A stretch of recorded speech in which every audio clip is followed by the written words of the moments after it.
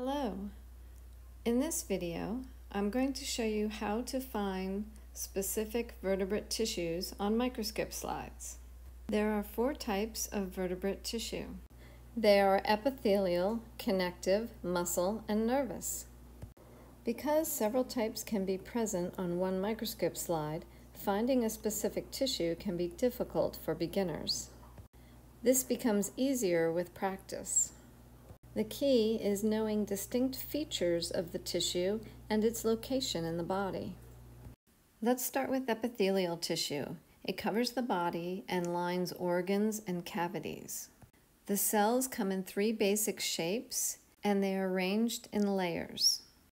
Simple cuboidal cells are adapted for secretion and absorption. They are located in kidney tubules, ducts, and secretory portions of small glands. Kidney sections are often used to show these cells. Kidney tubules are lined with simple cuboidal cells, and they are shown snaking all through this kidney section. At higher magnification, you can see longitudinal sections and cross sections of these kidney tubules.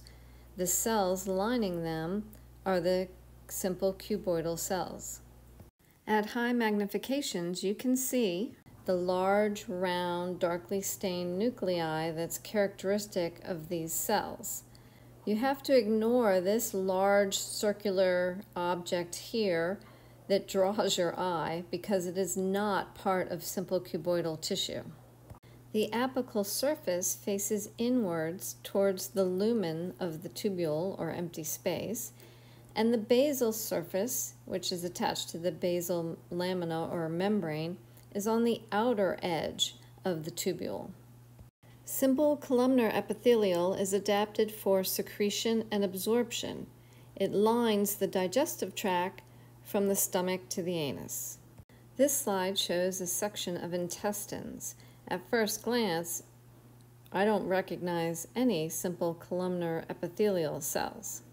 Because the nuclei tend to sit down low towards the basement membrane, you want to look for a row of cells that are darkly staining on one edge and lighter staining on the other. The lighter side would also be facing towards the lumen of the GI tract.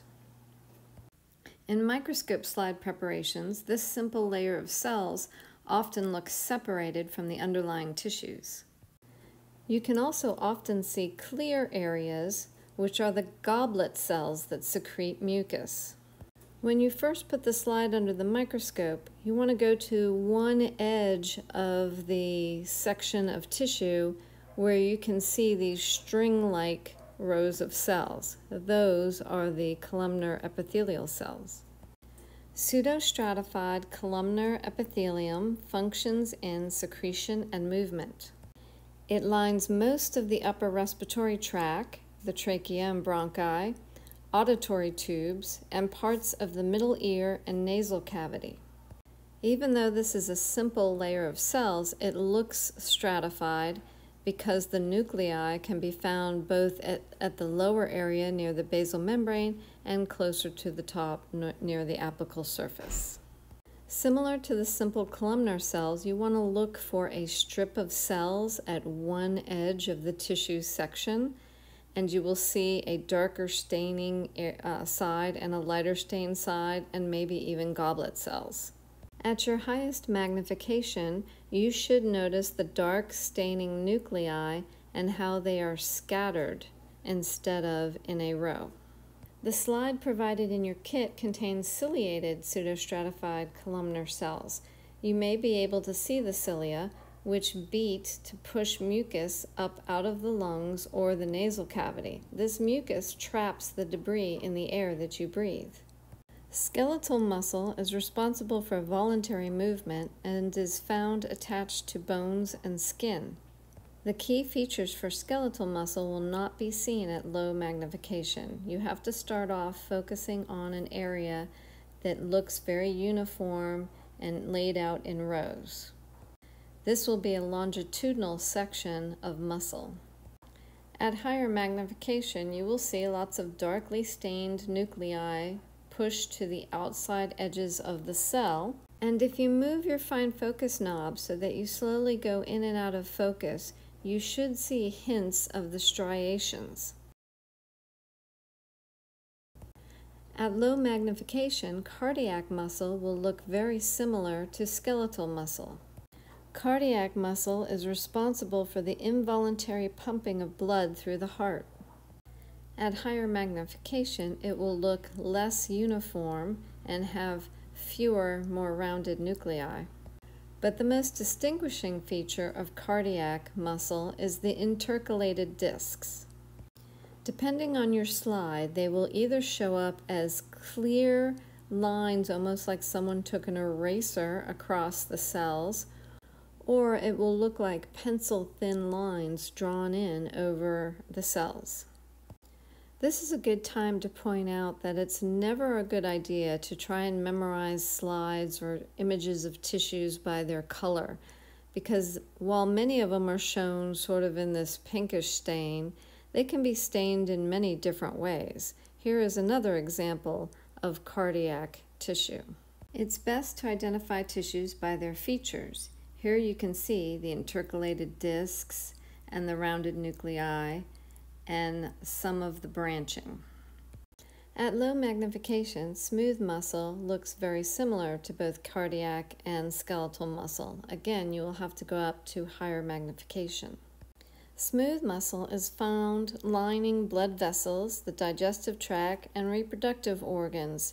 It's involved in the involuntary movement of substances. There is no striations, and the single nuclei are more rounded and centrally located than in the other two types.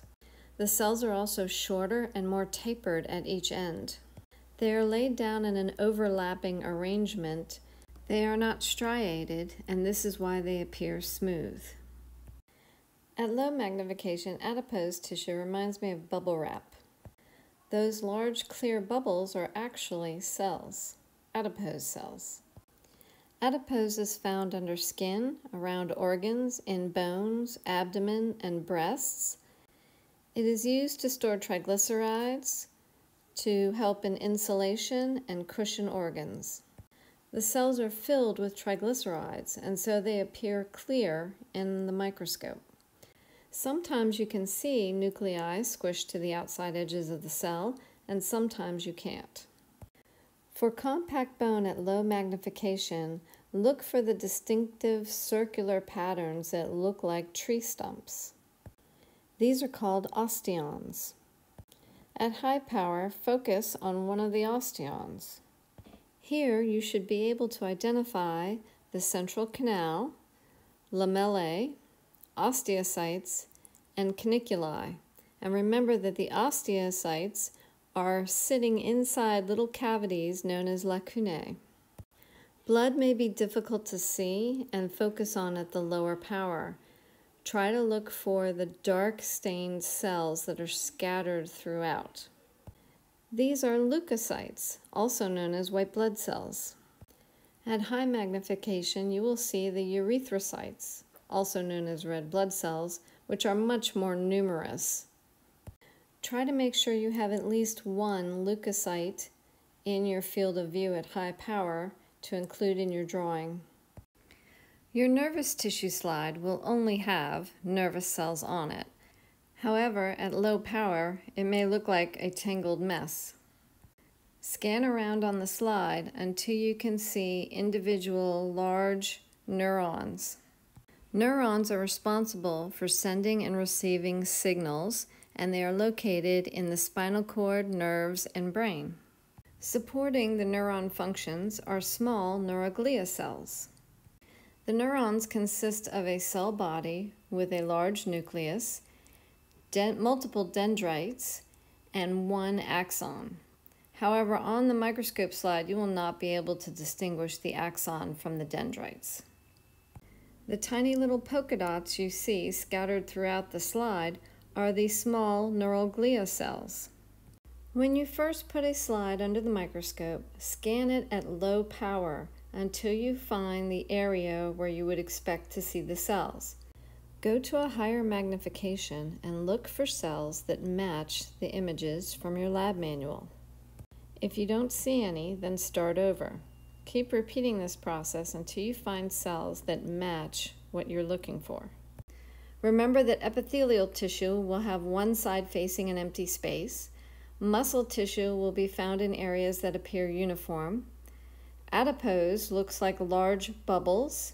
Compact bone will look like tree trunks. And blood will have small cells filling the slide with occasional darker, larger cells.